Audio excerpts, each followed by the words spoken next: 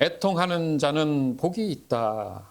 마태복음 5장 4절 말씀으로 오늘도 위로받는 저와 여러분이 되기를 주 예수 그리스도 이름으로 간절히 기도합니다. 아멘.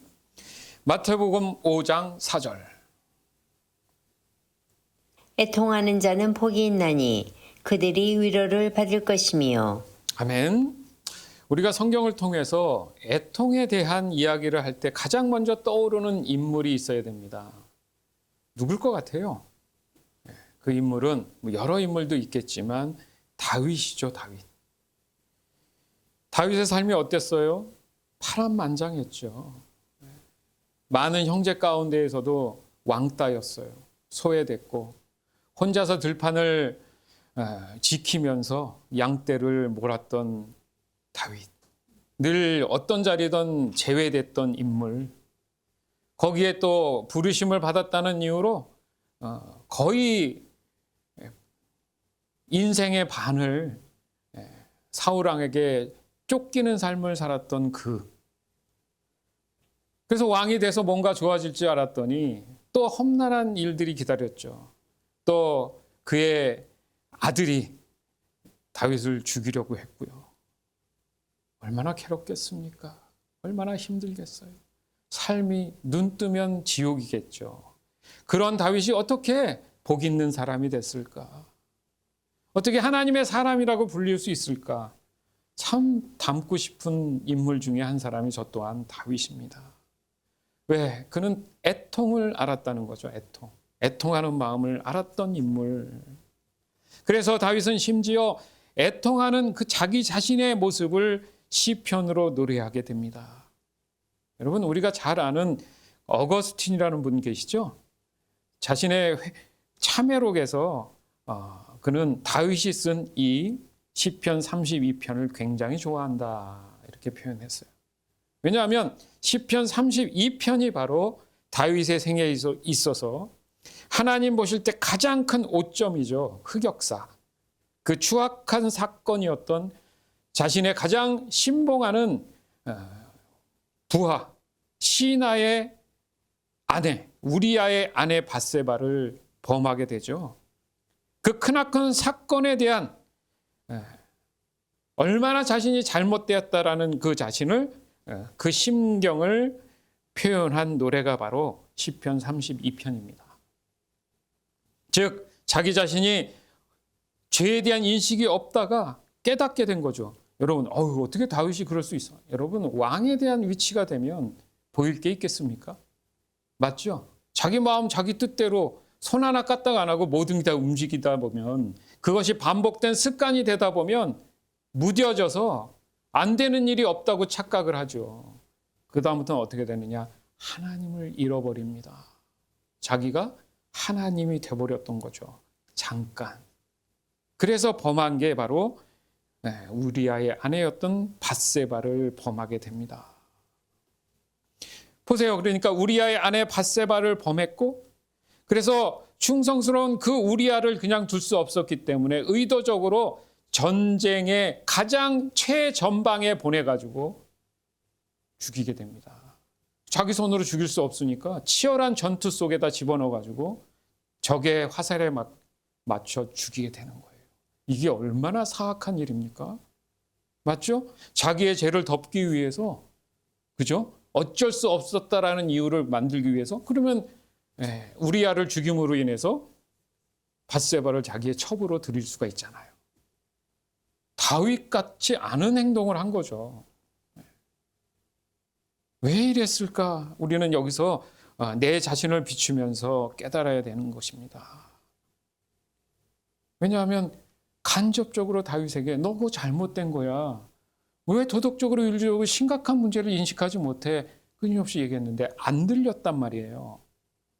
지금 그거거든요. 여러분, 안 들 수가 있죠? 아니요. 여러분 삶 가운데도 마찬가지예요. 어느 순간 되면 내가 죄의식이 없어져요. 잘하는지 못하는지도 몰라요. 사람은 누구나 다 그럴 수 있어요, 여러분. 그렇기 때문에 우리에겐 말씀이 주어져 있지 않습니까? 그러니까 순간 자신의 죄를 인식하지 못하는 시간을 시간 보내다 보니까 무뎌져 버린 거죠. 그런 상태에서는 그 시간만큼은 다윗에게 하나님의 은혜와 역사가 있지 않았다고 분명히 성경은 밝힙니다. 즉 의로우시고 거룩하신 하나님과의 관계가 온전해지지 못했다는 거죠. 그러나 하나님은 다윗을 사랑하셨잖아요. 안 되겠다 싶으니까 최후의 통첩으로 나단 선지자를 보내서 빗대어서 얘기하죠. 왕이시여. 어떤 사람이 있었는데 그러니까 자기 다윗이 했던 행동처럼 비슷한 얘기를 한 거예요. 그러니까 다윗은 인식하지 못하니까 어디 그런 놈이 있어? 괘씸한 놈. 그게 바로 당신입니다. 담대하게 나단 선지자가 얘기했더니 그때서야 꼬꾸라진 거예요.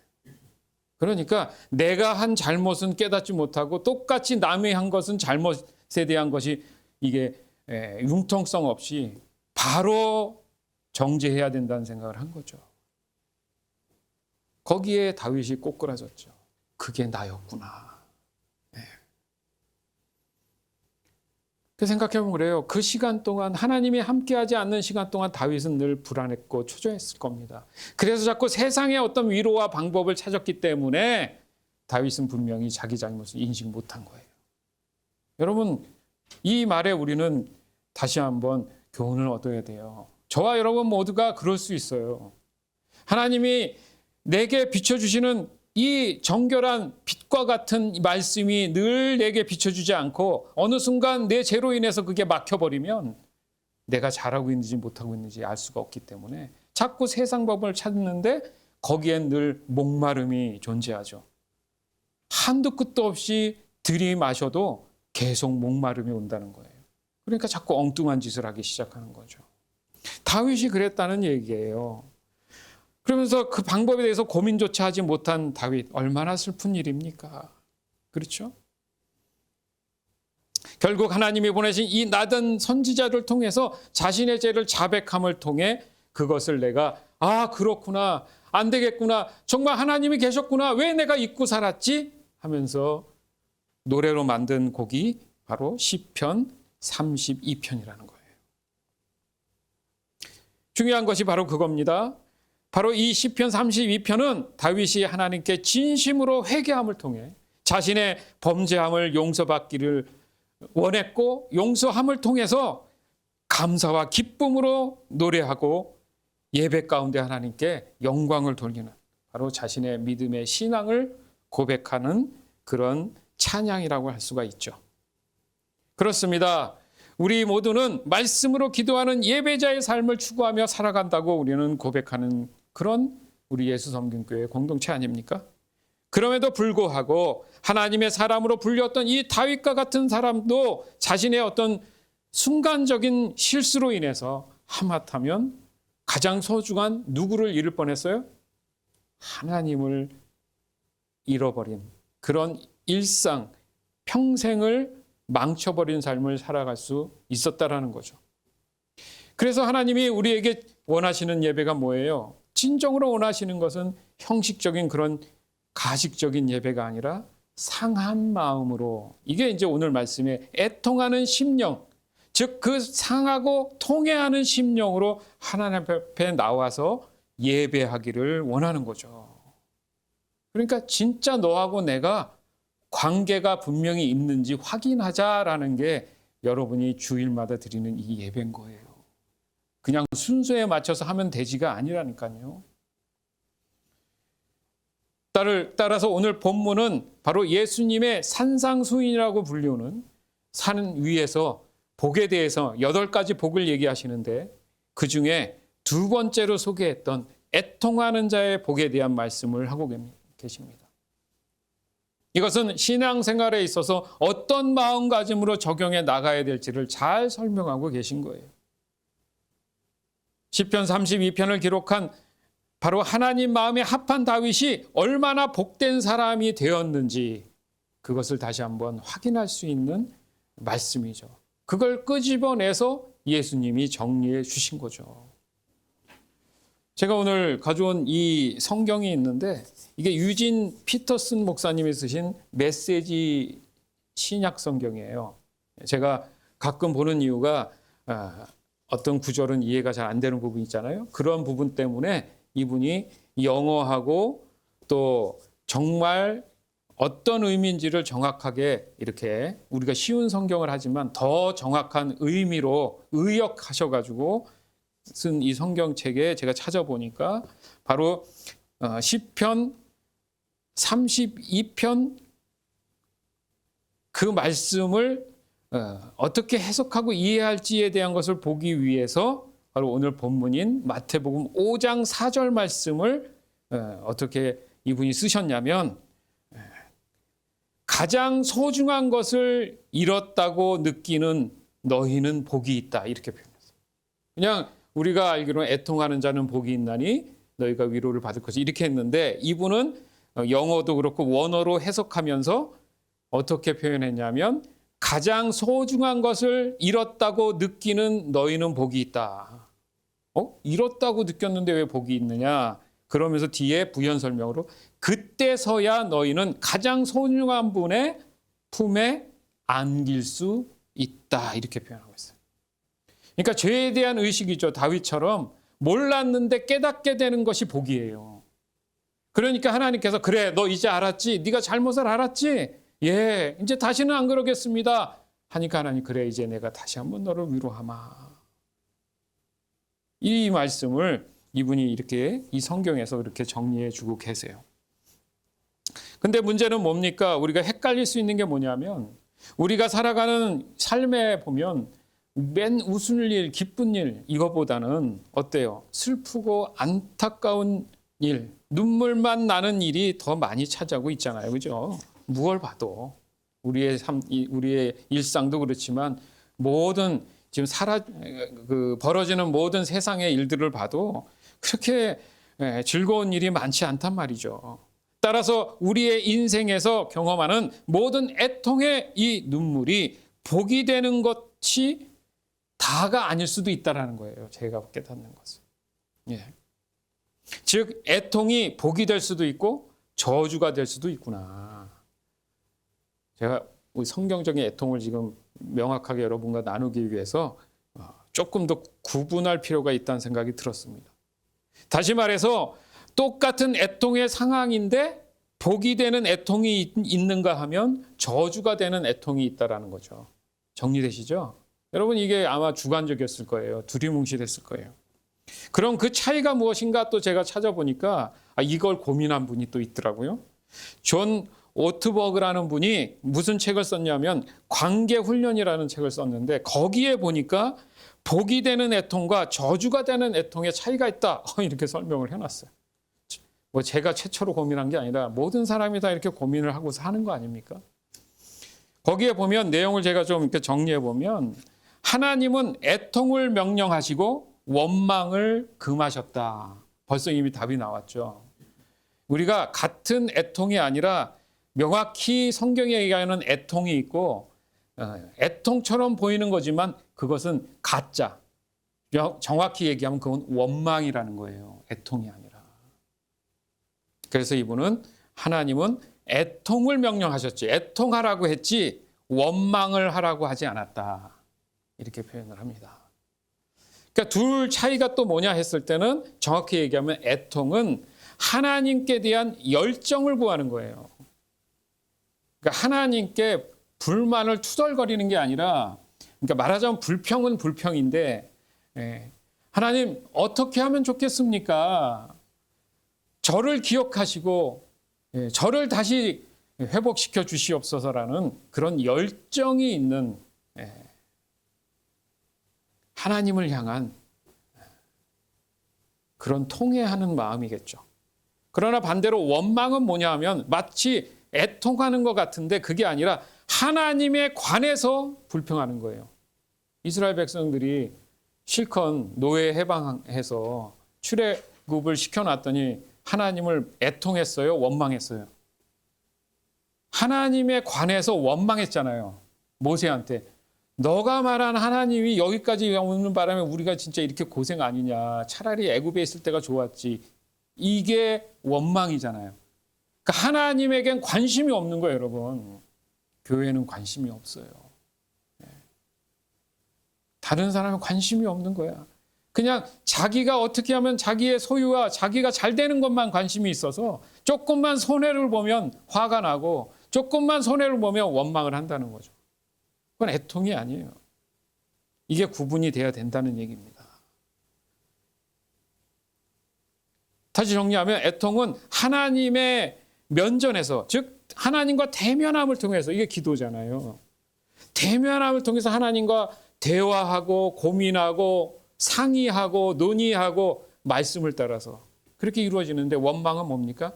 하나님 뒤에 서가지고 군시렁군시렁 하면서 내 이럴 줄 알았어요. 내 이럴 줄 알았어. 그러면서 막 가슴을 치면서 아 진짜 이건 내가 괜히 이렇게 해가지고 뭐 이런 것을 원망이라고 한다는 거예요. 이분이 정리한 겁니다. 그러나 우리가 성경을 보더라도 그래요. 사람들은 슬픔과 고통을 견디지 못해서 하나님 앞에 무릎 꿇고 애통하는 그런 경우가 분명히 있죠.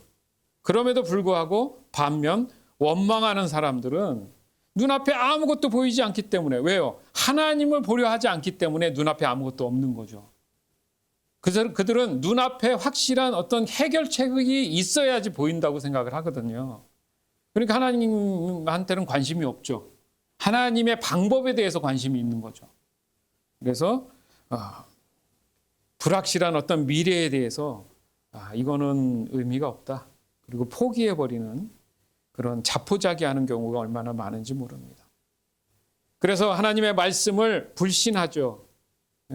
이거는 그냥 종교적인 거지. 무슨 이게 도움이 되겠어? 밥이 나와, 떡이 나와.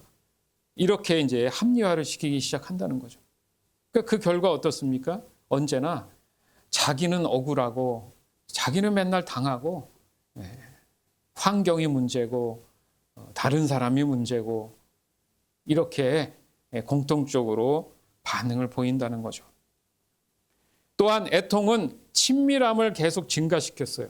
왜? 하나님 앞에 나오니까 하나님께 내 부족함을 알려드리고 늘 하나님의 함께하기를 원하는 간절한 그 애통이 있기 때문에 하나님이 더 그 사람을 위로해 주시니까 점점점 하나님 안으로, 품 안으로 들어가게 되지요. 그러나 원망은 어때요? 사이를 멀게 하죠. 그 친밀함을 깨트려 버린단 말이죠. 근데 가장 위험한 게 뭡니까? 원망은 습관이 되고 그 습관은 전염성이 강해서 부정적인 어떤 원망을 일삼는 사람들, 그것이 정말 반드시 필요하다는 그런 사람들을 찾게 돼 있어요. 그러니까 원망하는, 자기와 똑같이 원망하는 사람들을 찾게 돼 있다는 거죠. 그래서 이제 말하자면 속된 말로 이제 호박씨를 까는 거예요. 서로 막 하면서. 답도 없으면서. 그러니까 화장실을 못 가. 그 자리에서. 알죠, 여러분? 자기 가면은 자기 욕할까 봐 화장실을 못 간대요. 그래서 항상 손잡고 같이 간대요, 화장실을. 그거 아십니까? 그게 뭐예요, 그게 도대체가. 따라서 하나님은 하나님의 말씀에 애통하는 사람에게만이 바로 약속하신 바로 이 참 위로, 그 위로함을 허락해 주신다는 겁니다. 즉 우리가 사는 이 세상은 제한적인 어떤 경험, 그런 경험에 의한 것에 대한 그 위로가 일시적이지만 우리가 참 소망하는 것, 그것은 바로 온전한 위로, 완성된 위로, 최종적인 그 위로가 있음을 우리가 확신하며 살아가는 거예요. 그게 믿음 생활이죠. 그게 참 신앙 생활인 것을 믿습니다. 마태복음 5장 4절. 애통하는 자는 복이 있나니 그들이 위로를 받을 것이며. 아멘. 사람이 살면서 수많은 일들을 경험하게 되죠. 그럴 때마다 각자에게 들어오는 그런 마음의 애통함이 찾아옵니다. 그러나 이런 애통은 결과적으로 봤을 때 내 스스로 내 마음이 어떤지를 봤을 때 더 근심이 됐다든가 아니면 좌절함이 온다든가 분노가 온다든가 이런 것들이 자꾸 내 마음에서 치솟아 오른다면 이것은 엄밀히 따지면 이것은 애통이라고 보기 어렵다는 거예요. 즉 사람은 죄로 인해 자신에게 주어진 이 죄의 대가를 굉장히 두려워하는 마음, 그랬을 때 하나님이 원하시는 애통함이 찾아온다는 겁니다. 예를 들어서 창세기에 나오는 여러분 가인과 아벨 얘기 알죠? 아담과 하와의 첫 아들이 가인이었고 둘째 아들이 아벨이었죠. 그런데 그 형이 동생 아벨을 시기 질투해서 죽이게 됩니다. 그리고 도망을 가죠. 그래서 한다는 소리가 하나님 앞에 내가 어떤 곳을 가서 사람들을 만나서 나를 죽이면 어떻게 해요? 아니 자기가 자기 동생을 죽여놓고는 누구 걱정하고 있어요 지금? 자기가 살 걱정만 하고 있는 거예요. 뭘 놓쳤습니까? 애통을 놓쳤죠. 어떤 애통을 놓쳤어요? 자기가 잘못한 죄에 대한 하나님에 대한 두려움이 없다는 거예요 지금 여러분. 오늘날 그의 후손들은 결국 하나님을 떠났죠. 다시 한번 정리합니다. 애통이란 무엇인가? 우선 심령이 가난한 상태가 되어야지만이 진정한 애통의 모습을 가질 수 있다. 무슨 말입니까? 심령이 가난하다. 하나님을 알아보는 마음이에요. 심령이 가난한 것. 하나님을 알아보는 마음. 하나님을 인식하는 마음. 더 나아가서는 그것이 바로 죄에 대한 인식이 가능하다는 거죠. 즉 자기 자신이 정말 하나님의 거저 주시는 은혜로 구원함을 받았는데 내가 하나님께 드릴 게 없는 거예요. 왜요? 하나님은 모든 걸 다 갖고 계시니까 내가 뭐 아침 맛있는 거 해드릴게요. 그것도 의미가 없는 거예요, 여러분. 여러분 예를 들어 어떤 선물을 할 때 생각해 보세요. 어떤 분한테 선물을 하려는데 고민하는 것 중에 하나가 뭐냐면 저분은 내가 갖고 있는 재정 가지고는 뭘 해도 진짜 세 발의 피야. 그런 분들이 있지 않아요? 가끔 보면. 뭘 할 수가 없는 거야. 진짜 마음으로 하고 싶은데 표현하고 싶은데 이걸 해도 너무 초라할 것 같아. 뭐 이런 거 있잖아요. 저만 경험합니까? 그렇지 않죠. 하나님에 대한 인식이 그런 거예요. 심령이 가난한 자들은 내가 도대체 하나님께 드릴 게 없는 거야. 도대체 제가 뭘 드려도 이거는 너무 초라한 거죠. 이런 마음이 드는 사람. 이런 마음이 드는 사람. 어떤 사람은요? 제가 이번에 수십만 불을 벌었기 때문에 이번에 10만 불을 하나님께 헌금하겠습니다. 이럴 수 있죠. 하나님 보실 땐 그게 가치가 얼마나 될 것 같아요? 그래서 예수님이 가난한 과부의 예를 들었죠. 헌금의 그 가치에 대해서. 자신에게 얼마 되지도 않는 몇 푼 안 되는 걸 하나님께 그냥 부끄러워서 드리는 그 마음. 하나님 그 마음을 보신다. 이런 말씀이 있듯이 바로 내가 심령이 가난한 그런 마음에서 오는 하나님을 아는 인식에서 오는 하나님 앞에 정말 고개 숙여서 하나님을 경배하고 경외하는 그 마음이 있는 그런 사람에게 진심 어린 애통이 나오는 거예요. 남을 위해서 중보할 수 있는 마음이 생기는 거예요. 아멘? 하나님을 알아봐야 남에게도 애통하는 마음이 생깁니다. 그래서 원어를 좀 찾아봤어요. 도대체 그럼 애통을 정확히 어떻게 표현할 것이냐. 예수님은 어떤 단어로 이 애통을 얘기하셨을까 했을 때 펜테오라는 단어를 썼어요. 헬라어인데 그럼 이 펜테오라는 단어를 왜 쓰셨을까 했더니 마태복음 19장 15절에 보니까 신랑을 뺏긴 그 신부의 마음. 결혼들을 이제 해본 분들은 아는데 신랑을 예를 들어 전쟁터에 나갔다든가 아니 뭐 이렇게 해서 막 뺏기잖아요. 지금 러시아도 그 아내 되시는 분들이 막 이렇게 데모하잖아요. 내 남편 돌려보내주라고. 그런 마음 얼마나 애절하고 애통한 마음입니까? 그리고 마가복음 16장 10절에 보니까 사랑하는 사람이 죽었을 때 그 마음. 또 하나는 성경에 보니까 자식을 잃은 그 마음, 그 비통한 슬픔, 이랬을 때 쓰는 단어가 펜테오. 예수님이 그 단어를 써서 애통하는 자는 복이 있나니 이렇게 쓰셨어요. 좀 더 구체적으로 그 애통에 대한 단어를 설명한다면 가슴을 부시는, 뼈를 갈아 버리는, 몸의 창자가 끊어지는 그런 마음. 여러분, 보통이 아니죠. 여러분 기도할 때 그렇게 합니까? 또한 애끓는 마음, 애간장이 타는 마음, 이런 말을 할 때 쓰였다는 거죠. 또 성경에 예를 들면 야곱이 아들을 잃었을 때 바로 이 펜테오, 이 애통을 썼어요. 창세기 33장 33절에 보면. 또 유명했던 사무엘의 엄마 누구죠? 한나가 자식이 없어서 조롱을 당했죠. 손가락질을 당했을 때 혼자서 금식하며 성전에 가서 하나님 앞에 흐느끼면서 말 한마디 못하고, 그 뒤에 있던 그 선지자가, 그 제사장이 너 술 취했냐? 왜 그러고 있냐? 이런 말이 들을 정도로 정말 하나님 앞에 애통하는 마음으로 기도했던 그 모습, 그랬을 때 바로 펜티오라는 단어를 썼다는 거예요. 베드로 또한 마찬가지예요. 예수님을 3번 부인했다가, 그죠? 깨달았죠. 몰랐는데 깨닫는 순간 그 애통하는 마음, 그때 펜티오라고 썼다는 거죠. 그런데 이것저것보다 더 비교할 수 없는 애통의 정의를 알려주시는 말씀이 있습니다. 사랑하는 외아들, 하늘 영광 다 버리고 자기를 비워서 종의 형체로 와서 십자가에 매달리신 분이 누구예요? 예수님이잖아요.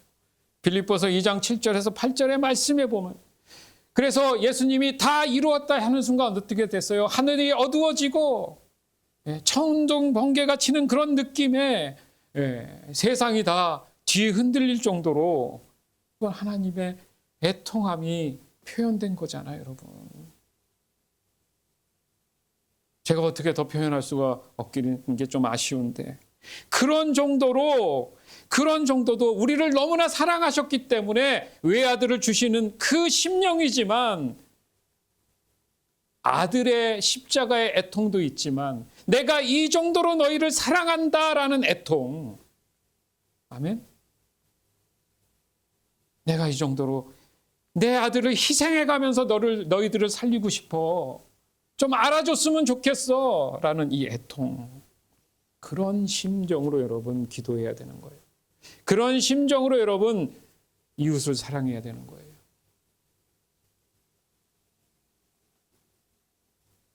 그럼에도 불구하고 내 죄를 위해서 저렇게까지 하나님이 하셨구나. 나를 위한 애통하심으로 예수님을 이 땅에 보내주셨구나. 그런 마음의 심정이 있는데 여전히 저는 문제 없고요. 사는데 문제 없으니까 제가 왜 회개해야 됩니까?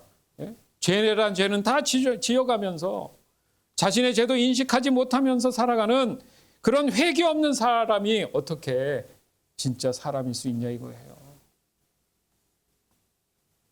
따라서 애통은 자신의 죄를 향해 가슴을 치면서 뼈를 깎는 그 고통을 동반한 그 슬픔, 그로 인해서 자신의 감정을 숨기지 못하고 어떤 체면도 필요 없고 자존심도 필요 없이 하나님 앞에 나와 통곡하며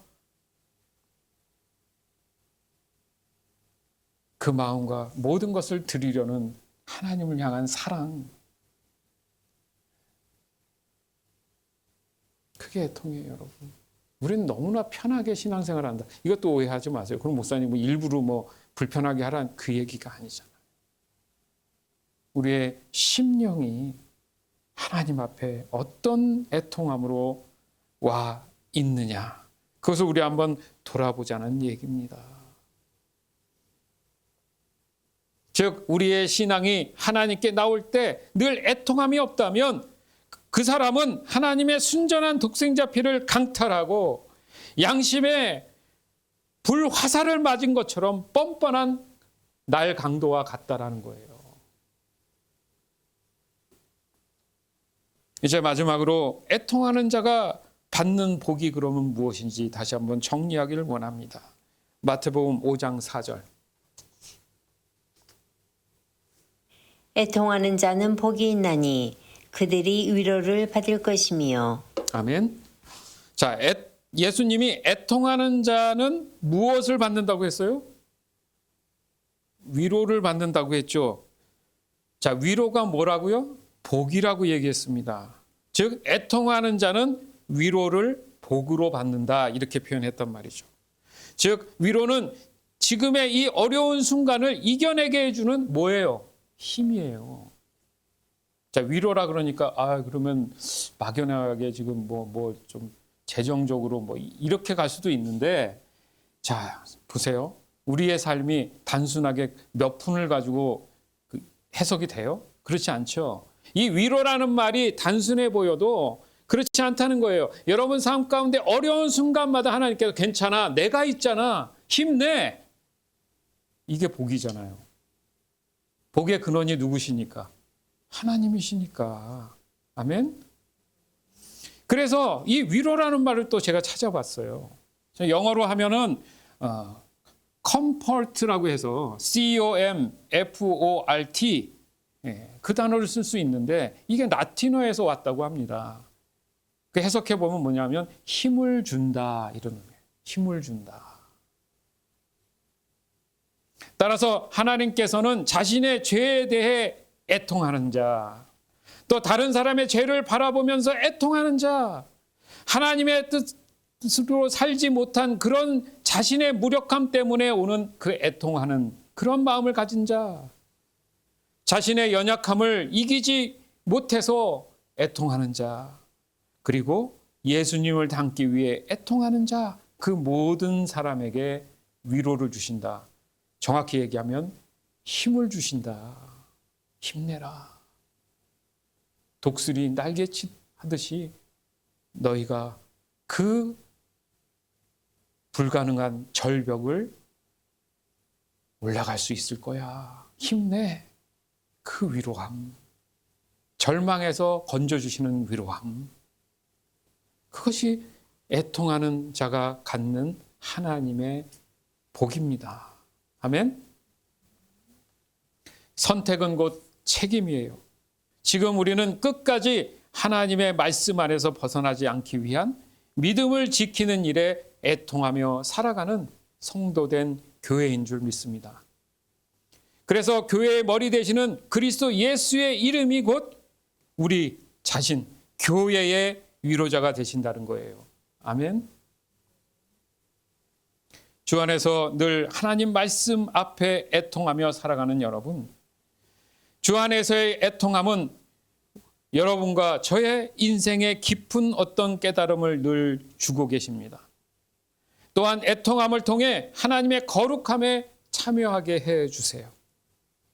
따라서 애통함으로 하나님이 주시는 이 참된 위로함이 진정한 예배로 이어질 수 있는 겁니다.